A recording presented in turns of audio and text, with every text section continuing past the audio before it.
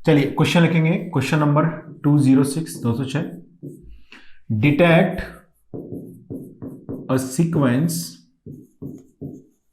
1010 if first condition लिखें overlapping not allowed, overlapping not allowed. चलिए पहले नॉट अलाउड वाला पहले कर लेते हैं, दूसरा लिखते हैं overlapping is allowed, overlapping is allowed. चलिए तो फर्स्ट पार्ट को हमें डिस्कस करना है, 1011 को हमें डिटेक्ट करना है और कंडीशन क्या है, ओवरलैपिंग अलाउड नहीं है। मतलब एक बार 1010 मिल गया, उस बॉक्स में से किसी भी एलिमेंट को न तो पहले न बाद में हम यूज नहीं कर सकते। बॉक्स मतलब यूनिक आपके पास वैल्यूज हैं, उनमें से किसी को भी इधर उधर आपको दूसरे सीक्वेंस के लिए, आपको डिटेक्शन के लिए इस्तेमाल उन्हें नहीं करना है। चलिए तो ए से मैं स्टार्ट कर रहा हूं। ए को हमने लिखा हुआ है, क्या नाम है इसका, स्टार्टिंग पॉइंट। क्या बोल रहे हैं इसे, स्टार्टिंग पॉइंट। ए लिखा हमने स्टार्टिंग पॉइंट। अब हमें सीक्वेंस जो डिटेक्ट करना है वो दिमाग में रखना पड़ेगा, क्या है वो, 1010। 1010 डिटेक्शन का मतलब है कि पहले 1 आए, फिर 0 आए, फिर 1 आए, फिर 0 आए। इसका मतलब है कि 1010 डिटेक्ट हुआ है। बात समझ गए आप। चलिए तो ए से हमने स्टार्ट किया, ए स्टार्टिंग पॉइंट है। ओके, अब आप पहला आपको एक्सटर्नल इनपुट रैंडम आ रहा है ना, एक्स की वैल्यूज आ रही हैं, 0 0 आ रहा है, कुछ 1 आ रहा है, 1 0 1 0 टाइप कुछ चलते आ रहा है, आपके पास इनपुट आ रहा है। ओके, अब हमने देखा कि पहला इनपुट जब तक हमारे पास 1 नहीं आएगा तब तक हम इधर ही बैठे रहेंगे, वेट करते रहेंगे उसका। मतलब अगर 0 आया एक्सटर्नली तो आउटपुट भी 0 और हमको जाना भी कहीं नहीं, ए पर ही घूमता रहेगा, है ना। अब जैसे पहला 1 मिला, पहला 1 हमको जैसे मिलेगा तो आउटपुट तो अभी भी 0 ही है, तो नेक्स्ट स्टेट पे पहुंच जाएंगे बी पर। मतलब मैं बोल सकता हूं बी पर अगर आप पहुंच गए, अगर आप बी पर खड़े हुए हैं तो इसका मतलब है कि सीक्वेंस का पहला एलिमेंट यानी कि 1 आपको मिल गया है। अब बी पर पहुंच गए हम, है ना, बी पर पहुंच गए, अगला एलिमेंट या तो 0 हो सकता है, बिल्कुल हो सकता है, या अगला एलिमेंट 1 हो सकता है। मेरी बात सुनना ध्यान से, या तो अगला एलिमेंट क्या हो सकता है, 0 हो सकता है, या अगला एलिमेंट 1 हो सकता है। अगर वो अगला एलिमेंट 0 है तो हमें सीक्वेंस में 1010 वाले में से 2 बिट मिल गए, मतलब हम अगले स्टेट पे चले जाएंगे, किस पर, सी पर।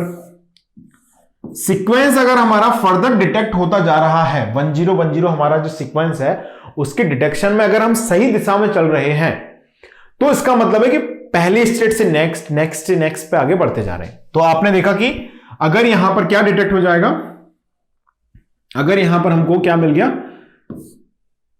0 मिल गया, तो आउटपुट तो 0 है अभी, लेकिन अब आप कहां जाएंगे, सी पर। अब अगर सी पर आप पहुंच गए हैं, इसका मतलब क्या है इस बात का, इस बात का मतलब यह है कि हमको 10 मिल चुका है। ओके, अगर बी पर आपको 1 मिल जाता गलती से तो क्या करते हम, तो क्या करते, बी पर ही रहते, क्योंकि ये 1 तो हम यूज कर ही सकते हैं ना, पहला वाला बी तो यूज कर ही सकते हैं 1, तो ये यहीं पर रहते आप 1/0, यही बने रहते 1 पे ही। समझ में आई बात इतनी। चलिए अब हमने सी पर हम पहुंच गए हैं, 10 हमको मिल चुका है। 10 के बाद अगला एलिमेंट में 2 पॉसिबिलिटीज हैं, या तो वो 0 होगा या वो क्या होगा, 1 होगा। अगर वो 1 हुआ तो हमारे सीक्वेंस डिटेक्शन के पहले 3 एलिमेंट मिल गए, मतलब हम नेक्स्ट स्टेट यानी कि डी पर पहुंच जाएंगे। अगर वो एलिमेंट क्या हुआ, 1 हुआ, आउटपुट तो अभी भी 0 है, ओके, लेकिन अगर हमको 1 मिल गया तो हम नेक्स्ट स्टेट सी डी पर पहुंच जाएंगे। अगर वो 0 मिला तो 100 में से क्या मैं इसको यूज कर सकता हूं, 0 को, नहीं। क्या मैं इसको यूज कर सकता हूं, नहीं।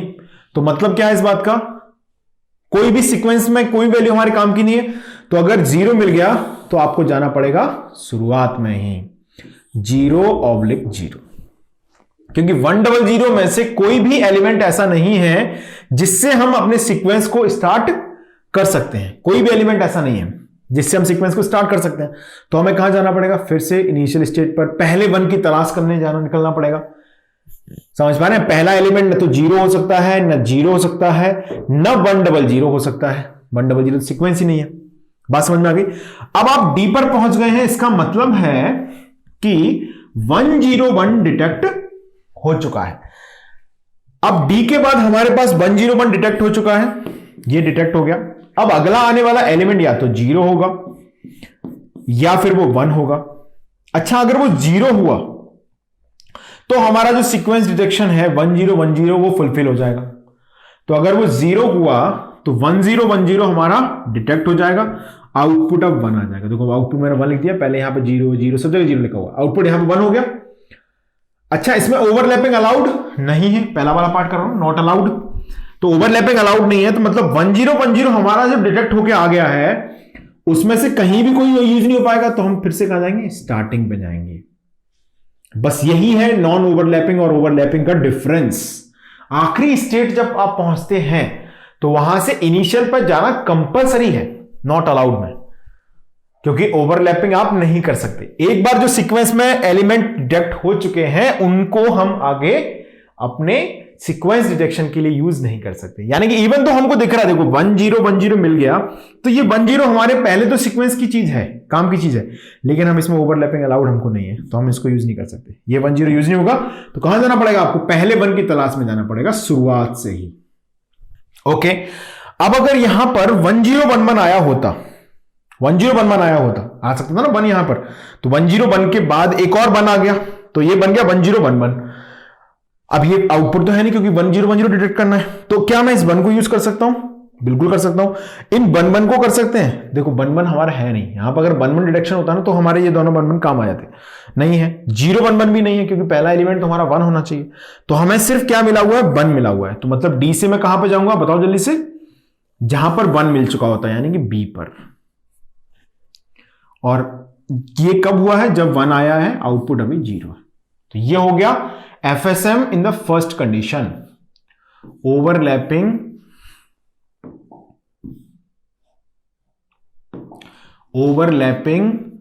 not allowed। ये तब हमने इसे बनाया है जब क्या बोला गया है, ओवरलैपिंग को अलाउड नहीं किया गया है तब। अब चलिए 1010 को डिटेक्ट करते हैं कब, जब ओवरलैपिंग अलाउड है। चलिए ये अब कर रहे हैं ओवरलैपिंग इज अलाउड में। चलिए सेकंड पार्ट की बात कर रहे हैं अब हम लोग, वही डिटेक्ट कर रहे हैं 1010 को, 1010 ये डिटेक्ट करना है। स्टार्टिंग पॉइंट ए है। अब स्टार्टिंग पॉइंट को मैं थोड़ा सा प्रोफेशनल तरीके से लिख रहा हूं 00, क्योंकि हमारे पास कितने आउटकम्स हैं, कितने स्टेट्स हैं, ए, फिर है बी, फिर है सी, फिर है डी, 4 हैं। तो मैं ऐसे लिख सकता हूं कि नॉमेनक्लेचर 00, इसको मैंने बोला 01, इसको मैंने बोला 10। मैं इसको आपको डिजाइन करके भी बताऊंगा कि फ्लिप फ्लॉप से कैसे इसको डिजाइन करते हैं, ये भी हम लोग सीखेंगे। ओके, तो पहले हम लोग इसमें लिख लेते हैं, इसका FSM बना लेते हैं, जो आपका पूरा जो स्टेट डायग्राम है वो बना लेते हैं FSM का। और स्टेट डायग्राम बनाने के बाद मैं डिजाइन करना सिखाऊंगा FSM कैसे डिजाइन करते हैं। अभी तक हम सिर्फ स्टेट डायग्राम बनाना सीख रहे थे, अब हम बात करेंगे कि इसका FSM डिजाइन कैसे होगा। देखिए स्टेट डायग्राम बनाने के बाद किस तरह से बनाते हैं, उसमें सिर्फ स्टेट टेबल्स को यूज करना है, नेक्स्ट टेबल, वहां से सीधा एक्साइटेशन टेबल बनेगी, एक्साइटेशन टेबल से आपके पास एक्साइटेशन इक्वेशन, और उन इक्वेशन से बन जाएगा सीधा फ्लिप फ्लॉप से ये तैयार हो जाएगा FSM। मैं करके दिखाऊंगा इसमें, डोंट वरी, देखिएगा। पहले समझ लेते हैं, आपने पहली स्टेट ए को नाम रख दिया 00। ओके, अब अगली स्टेट जो है बी, उसका नाम मैं रख रहा हूं 01।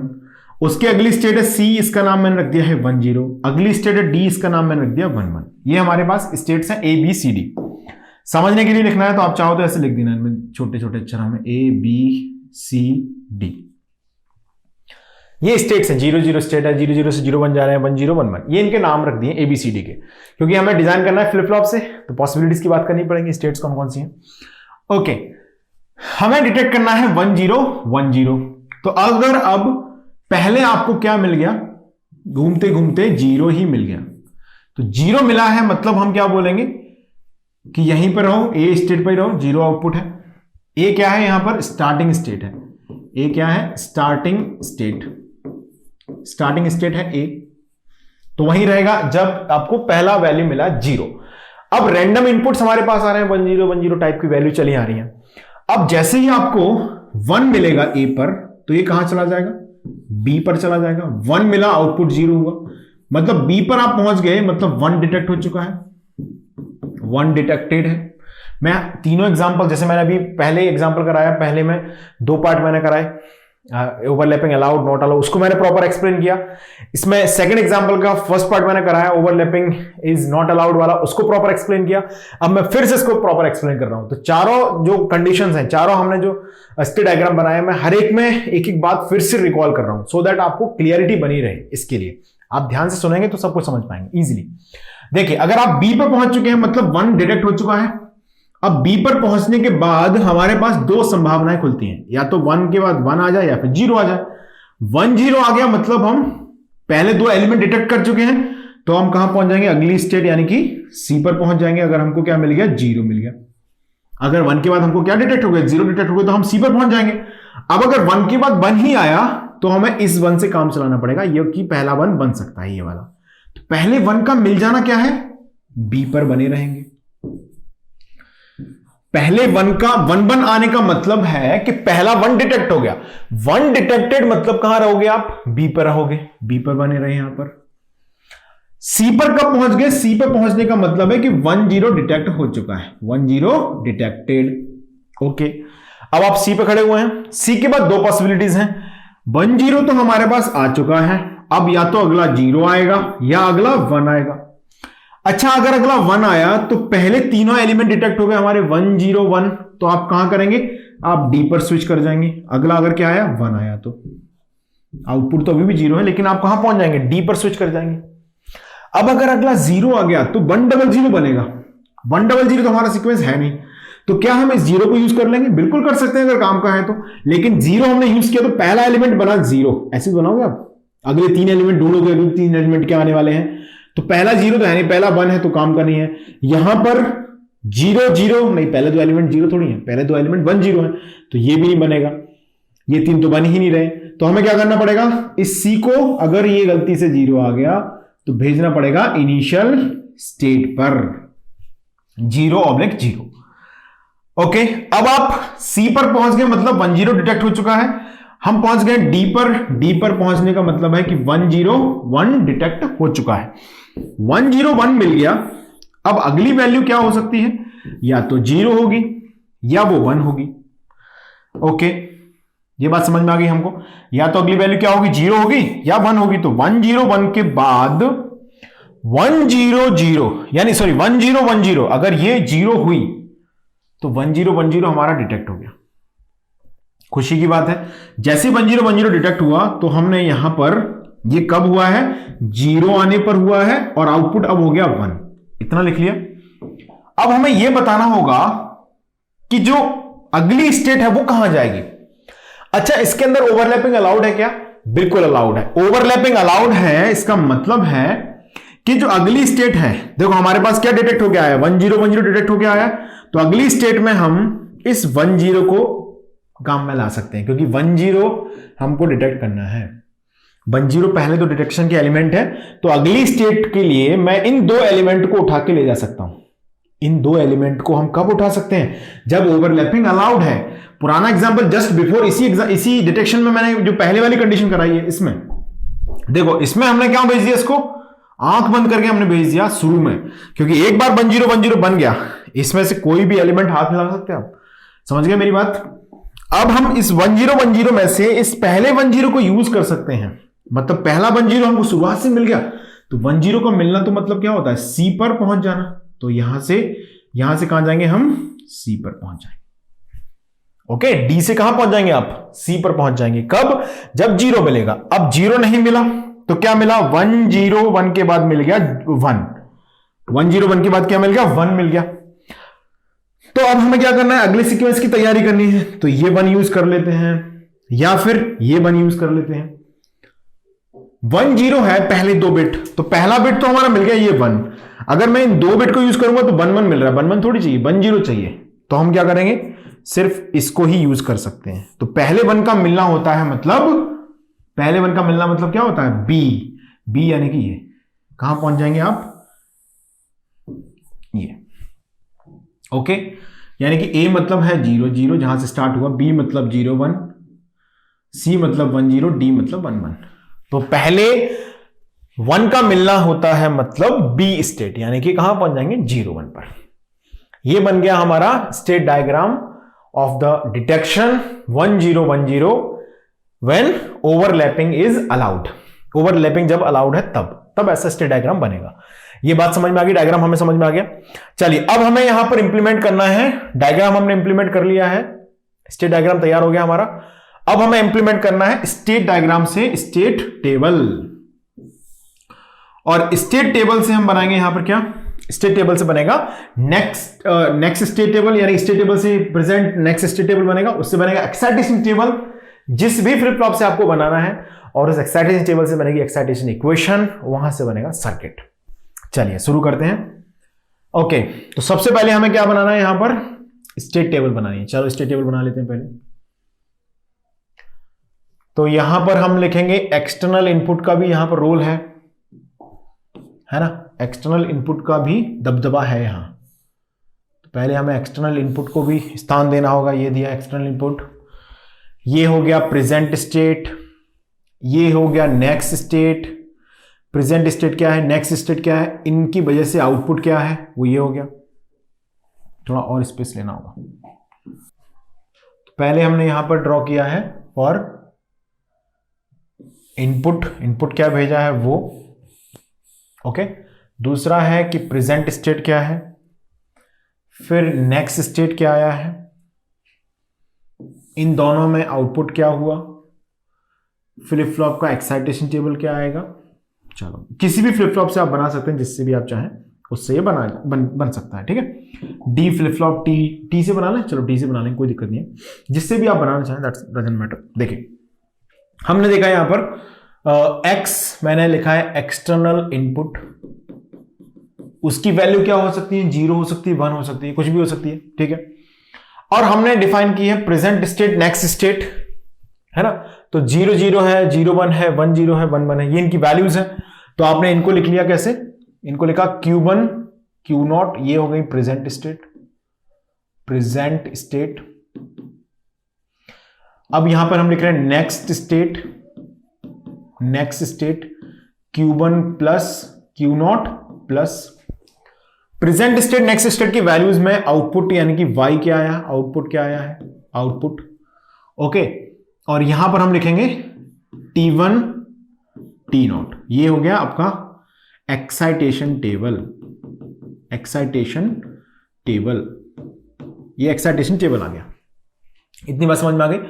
चलिए अब हम देख रहे हैं यहां पर कि प्रेजेंट स्टेट नेक्स्ट स्टेट की वैल्यूज के कॉम्बिनेशंस को देखें। अगर मान लीजिए हम x की वैल्यू 0 रख रहे हैं, प्रेजेंट स्टेट है 0, ओके, प्रेजेंट स्टेट क्या है, 0 है, 0 0 है मतलब, और x की वैल्यू 0 है। देखो जरा, अब थोड़ा सा हमें यहां पर स्टेट डायग्राम की जरूरत पड़ने वाली है, क्योंकि ये सब इसी से भरा जाएगा पूरा, देखो उससे फिलअप होगा। प्रेजेंट स्टेट 0 0 है, 0 0 है, इनपुट भी 0 है, तो नेक्स्ट भी क्या रहता है, फिर नेक्स्ट भी फिर 0 0 ही रहता है। ये बात समझ में आ रही है आपको। और इससे आउटपुट क्या मिलता है, आउटपुट भी हमको 0 ही मिलता है। ये लिखना आया कि नहीं, प्रेजेंट 0 0 0, घूम के कहां पर आ गए, वहीं पर आ गए, कब, अगर इनपुट x की वैल्यू 0 है, ओके। अब मैंने बोला 0, प्रेजेंट को मैंने बोल दिया कि वो 0 1 है। इसमें हम सीक्वेंस में चल रहे हैं, कैसे भी लिख सकते हो। 0 1 हमने लिखा प्रेजेंट अगर है, और इनपुट भी क्या है 0, इनपुट में x पे क्या भेजा मैंने 0, तो अगली स्टेट फिर 1 0 हो जाती है, नेक्स्ट स्टेट फिर क्या हो जाती है 1 0 हो जाती है। स्टेट टेबल ध्यान से देखें कैसे फिलअप कर रहा हूं मैं। अब मैंने बोला इनपुट 0 है और प्रेजेंट अब हो चुका है 1 0, ओके। मैं इनपुट को सिस्टमैटिकली बढ़ाऊंगा 0 0 पर, प्रेजेंट स्टेट को 0 0 0 1 1 0 1 1 ऐसे बढ़ाऊंगा, फिर इनपुट को 1 कर दूंगा, फिर इसको 0 0 0 1 1 0 1 1, और उसके हिसाब से हम देखेंगे नेक्स्ट स्टेट क्या आती जा रही है।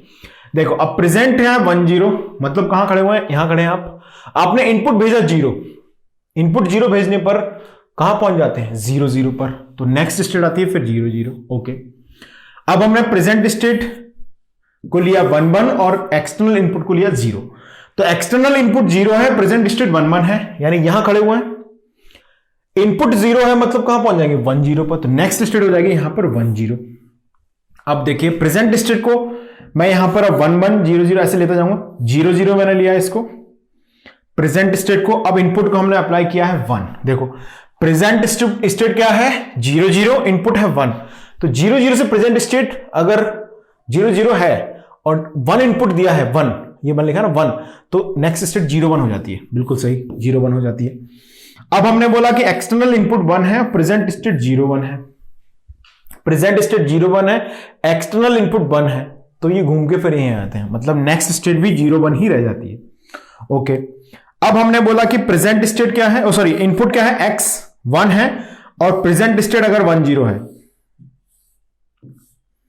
प्रेजेंट स्टेट क्या है 1 0 है, देखें जरा प्रेजेंट स्टेट क्या है 1 0 है, इनपुट क्या है 1 इनपुट है, प्रेजेंट स्टेट 1 0 है, तो नेक्स्ट स्टेट क्या मिलती है फिर 1 1 मिलती है। देखो इनपुट 1, प्रेजेंट स्टेट 1 0, तो नेक्स्ट क्या मिली 1 1 मिली।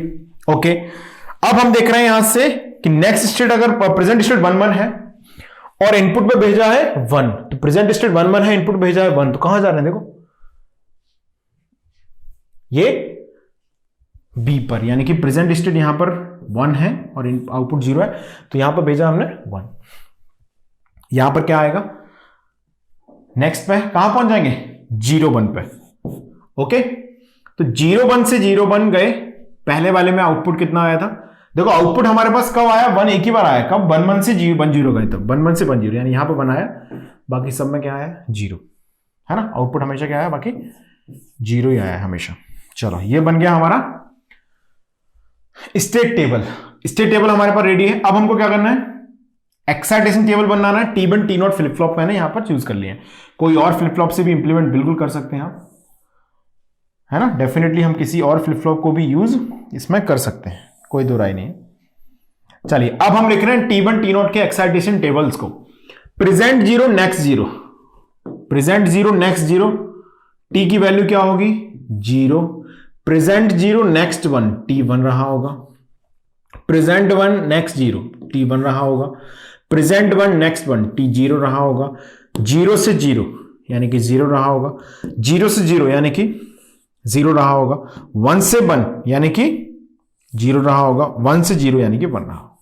ये हमने फिलअप कर दिया T1 को। T0 को देखते हैं जरा, 0 से 0 यानी कि 0 रहा होगा, 1 से 0 यानी कि 1 रहा होगा, 0 से 0 यानी कि प्रेजेंट 0 नेक्स्ट 0, आउटपुट क्या रहेगा 0 रहा होगा, 1 से 0 यानी कि 1 रहा होगा, 0 से 1 यानी कि 1 रहा होगा, 1 से 1 यानी कि 0, 0 से 1 यानी कि 1, 1 से 1 यानी कि 0। ये हमारे पास जनरेट हो गया T1 T0 की वैल्यूज। अब स्टेट टेबल में हमारे पास इनकी वैल्यूज आ चुकी है एक्साइटेशन टेबल में। अब हम क्या लिखेंगे, एक्साइटेशन इक्वेशन। अब लिखेंगे क्या आप, एक्साइटेशन इक्वेशन, एक्साइटेशन इक्वेशन। तो इसमें इन्वॉल्व कौन होगा, x Q1 Q0, और उससे लिखा जाएगा T1 को। तो या तो आप चाहें तो सिंपल के मैप से कर सकते हैं, बूलियन अलजेब्रा से कर सकते हैं, जैसा भी आप चाहें, है ना। के मैप से मैं कर रहा हूं उसको, देखिए क्या बना कॉम्बिनेशन 0 0 1, यानी कि सिग्मा m यहां पर 1 है, जहां जहां 1 हुआ उसको आंसर पे कर लेंगे आप। तो सिग्मा m एक तो 0 0 1 यानी कि 1 पर है, कॉमा 2 पर है, 1 2, और लास्ट में 7 पर है, ये आ गया T1। चलिए T0 की वैल्यू क्या आ रही है, आंसर कर लो 1 1 को, ये इसको इसको इसको इसको आंसर कर किया, तो T0 की वैल्यू देखिए कितना आ रहा है, सिग्मा स्मॉल m 0 0 1 यानी कि 1, कॉमा 0 1 1 यानी कि 3, कॉमा 1 0 0 यानी कि 4 4 4, कॉमा 1 1 0 यानी कि 6, ये आ गया। अब आप चाहें तो 3 वेरिएबल फंक्शन है, के मैप से हम कर सकते हैं मिनिमाइज, इसको डेफिनेटली कर सकते हैं के मैप से। तो किसी एक के लिए पहले सॉल्व कर लेंगे, फिर दूसरे के लिए भी कर लेंगे इस तरह से।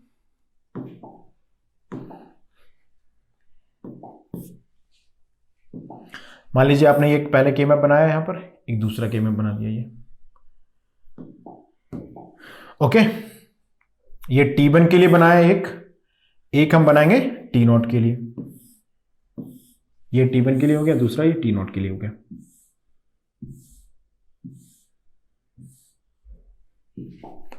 तो T1 के लिए जब लिखेंगे आप इसको, T1 के लिए हमने जो वैल्यूज यूज किए हैं यहां पर वो क्या है, x Q1 Q0, this is for T1, और ये T0 के लिए है x Q1 Q0, ये हो गया 0 0 0 1 1 1 1 0 0 1, ये हो गया 0 1 0 0 0 1 1 1 1 0। ओके, अब सिग्मा स्मॉल एम 1 to 7 0 1 2 7 4 5 6 7 है ना, ये आ गया, ये बन गया हमारे पास। दूसरा यहां पे क्या बनेगा 1 3 4 5 0 1 3 4 6 है ना, 4 5 6 ये आ जाएगा। तो इसमें अगर हम देखें तो इसमें तो सिंगल सेल्स ही कंबाइन करने पड़ेंगे, है ना। इसमें क्या करना पड़ेगा, सिंगल सेल्स को ही कंबाइन करना पड़ेगा, इसको इसको इसको। तो यहां पर T1 इक्वल टू आ जाएगा, क्या बचेगा, x bar Q1 bar Q not plus x bar Q1, am I right, Q1 Q not bar plus x Q1 Q not. ये बन गया किसका एक्सप्रेशन, ये बन गया T1 का एक्सप्रेशन। ओके, अब सिमिलरली हम T नॉट के लिए भी एक्सप्रेशन लिख सकते हैं, यहां पर पेयर बन जाएंगे, इसका इसका इसका इसका। तो इसका पेयर क्या बनेगा, T नॉट इक्वल टू आएगा x Q not bar plus x bar Q not. Am I right, क्या मैंने सही लिखा है, x Q नॉट बार, ये लिखा x Q नॉट बार, सही है ना, x बार Q नॉट। तो ये तो एक्सॉर हो गया, बहुत बढ़िया, ये एक्सॉर हो गया, थोड़ा आसान हो गया ये। बट जो अपर वन है उसमें से या तो हम क्या करें, सिंप्लीफाई करने का है, अगर करना है तो कर सकते हैं, नहीं करना है तो इतना ही आंसर सही है। T1 को हम क्या लिख सकते हैं, x bar times Q1 bar Q not plus Q not Q1 बार, यानी कि Q1 XOR Q not plus x Q1 Q not, ये आ गया। और T नॉट को हम क्या लिख सकते हैं, T नॉट को लिख सकते हैं x XOR Q not. Okay, अब आपको डिजाइन करना है सर्किट, तो 2 T फ्लिप फ्लॉप ले लेंगे, यहां पर 2 T फ्लिप फ्लॉप लिए, एक ये, एक लिया ये, ठीक है। इसका नाम रख दिया T1 Q1 बार, इसका नाम रखा T not Q not bar. Okay, अब T नॉट के एक्सप्रेशन हमें क्या लिखना है, x यानी कि एक्सटर्नली अप्लाइड इनपुट है x, यहां पर कोई x एक्सॉर Q नॉट, यानी कि ये और ये, इन दोनों का क्या होगा, एक्सॉर ऑपरेशन होगा। ये बन गया हमारा, ये ट्रिगर कर दिया आपने इसको इस तरह से, ये क्लॉक हो गया, ये बन गया हमारा T नॉट का इनपुट। अब आपको क्या करना है, Q1 Q नॉट को एक्सॉरिंग करनी है, Q1 Q नॉट को क्या करना है, एक्सॉरिंग करनी है, यानी कि यहां से हमने Q1 लिया, Q1 यहां से आपने Q नॉट लिया, दोनों को एक्सॉर किया, ओके, और इसको कंबाइन किया एंड गेट पर along with the input x। क्या ये सही लिखा है मैंने यहां तक, Q1 को एक्सॉरिंग किया Q नॉट के साथ और इसे कंबाइंड किया ऑन द, जैसे मान लीजिए यहां से हमने कंसीडर किया इसे, और ये गया नॉट गेट से पास होता हुआ एंड गेट के थ्रू इस पर, ओके, और यहां पर x Q1 Q नॉट, यानी Q1 ये यहां से आपने लिया Q नॉट, ओके, और ये x है हमारे पास, इस तरह से ये x और ये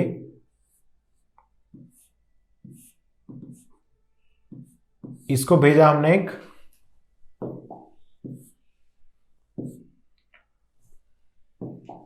इस तरह से कंबाइंड किया आपने like this over the and gate, okay, और इन दोनों को भेज दिया combinedly on the or gate through this T1, okay, ये हो गया। तो ये हमारा कंप्लीट फाइनाइट स्टेट मशीन क्या हो गया, डिजाइन हो चुका है for the given sequence 1010 detection. Clear है, इसमें क्या कंडीशन है, when overlapping is allowed. Okay, so ये हमने कंप्लीट किया यहां पर एफएसएम। अब बात करते हैं इसके आए हुए प्रीवियस ईयर क्वेश्चंस के बारे में, चलिए सॉल्व करते हैं।